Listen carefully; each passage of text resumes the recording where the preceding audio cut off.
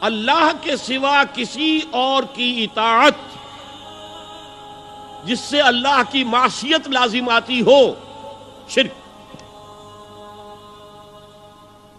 لا طاعت لمخلوق فی معصیت الخالق، مخلوق میں سے کسی کی اطاعت نہیں ہوگی یہ اس معاملے میں جس میں خالق کی معصیت لازم آ رہی ہے۔ ہاں، خالق کے احکام کے اندر اندر والدین کا حکم بھی مانو، اطاعت کرو،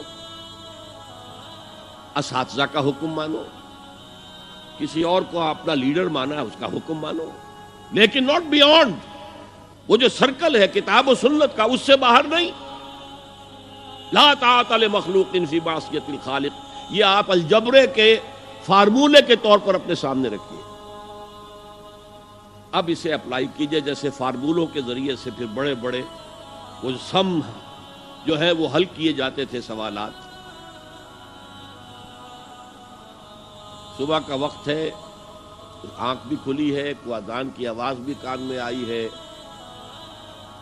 آپ کا نفس کہتا ہے ابھی سو جی۔ آپ نے اپنی چادر یا کمبل کو درست کیا اور کروٹ لی اور سو گئے۔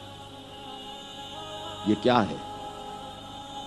آپ نے کس کا حکم پیچھے پھینکا اور کس کا حکم مانا؟ اللہ کے حکم کو پیچھے پھینک دیا، نفس کے حکم کو آگے رکھا۔ یہ شرک،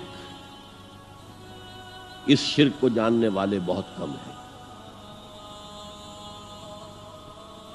مولانا روم نے خوب کہا تھا، نفس ما ہم کم ترس فرعون نیست لیکن اورعون ایراعون نیست۔ میرا نفس بھی فرعون سے کم نہیں ہے۔ فرعون نے کہا تھا نا الیس لی ملک مصر وہذہ الانہار تجری من تحتی، کیا اس ملک مصر کی حکومت میری نہیں ہے؟ اور سارا جو یہ آپ پاشی کا نظام ہے، انہار کا نظام ہے، وہ میرے کنٹرول میں نہیں ہے؟ جس کا چاہوں موگا کھلا رکھوں، جس کا چاہوں بند کر دوں۔ یہ تھا خدائی کا دعویٰ، انا ربکم الاعلی۔ تو مولانا روم کہتے ہیں میرا نفس بھی اس سے کمتر نہیں ہے۔ وہ کہتا یہ جسم میرا ہے، اس پر میرا حکم چلے گا، میں نہیں جانتا کون اللہ کون رسول، کیا حرام کیا حلال۔ تو فرعون سے کم تو نہیں ہے میرا نفس، لیکن اورعون اس کی بہت مدد تھی، فوج تھی، لاؤ لشکر تھا، تو اس نے زبان سے بھی کہہ دیا کھل کر انا ربکم الاعلی۔ میں مسکین ہوں، غریب ہوں، میرے پاس کوئی طاقت نہیں ہے، میں زبان سے تو کچھ نہیں کہہ سکتا، اندر سے میرا نفس یہی کہتا۔ یہ نفس کی حکومت قرآن کہتا ہے، میں حیران ہوتا ہوں، دو جگہ یہ مضمون آیا ہے، ارأیت من اتخذ الہہ ہواہ افانت تکون علیہ وکیلا۔ اے نبی تم نے دیکھا اس شخص کو، اس کے حال پر غور کیا جس نے اپنی خواہش نفس کو اپنا الہ بنا لیا ہے۔ اللہ اکبر، الہ لا الہ الا اللہ، کلمہ توحید کا مرکزی لفظ یہاں آ رہا ہے، من اتخذ الہہ ہواہ، جس نے اپنی خواہش نفس کو اپنا معبود بنا لیا، الہ بنا لیا۔ افانت تکون علیہ وکیلا، کیا آپ ایسے شخص کی کوئی ذمہ داری لے سکتے ہیں؟ سود حرام ہوا کرے جی، حرام ورام، ہمارا دھندا جو ہے وہ آگے بڑھ نہیں سکتا۔ تو اللہ کے حکم کو پیچھے ڈالا، نفس کے تقاضے کو آگے رکھا۔ کون معبود ہے آپ کا؟ نام عبداللہ رکھیے، نام عبد الرحمن رکھیے، ہے عبد النفس، نفس کے بندے، نفس کے غلام۔ یہ میں نے یوں سمجھیے کہ جیسے میں نے ہجرت اور جہاد کی ڈیفینیشنز کی تھی۔ ہجرت کا بیس کیا ہے؟ پوچھا گیا ایو الہجرت افضل یا رسول اللہ، اے اللہ کے رسول بتائیے سب سے اعلیٰ ہجرت کون سی ہے، افضل؟ فرمایا ان تہجر ما کرہ ربک، ہر اس چیز کو چھوڑ دو جو تمہارے رب کو پسند نہیں۔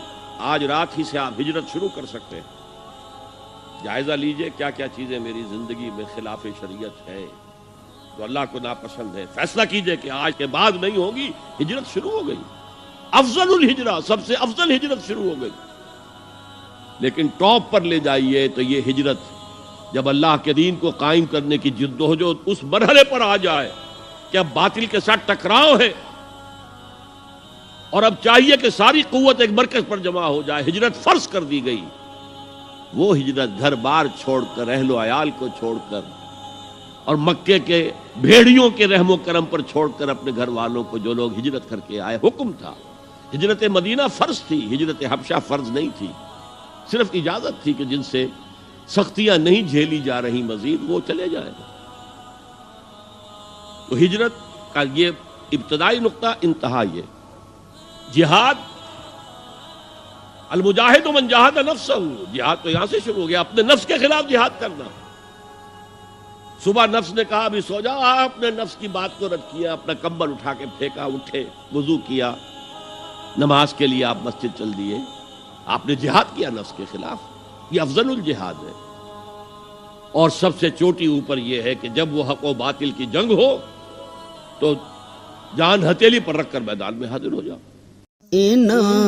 اکھیاں نہ ویکھیا نہیں اللہ، اکھیاں نہ ویکھیا نہیں اللہ، اساں تے سونا یار ویکھیا، اکھیاں نہ ویکھیا نہیں اللہ، اساں تے سونا یار ویکھیا۔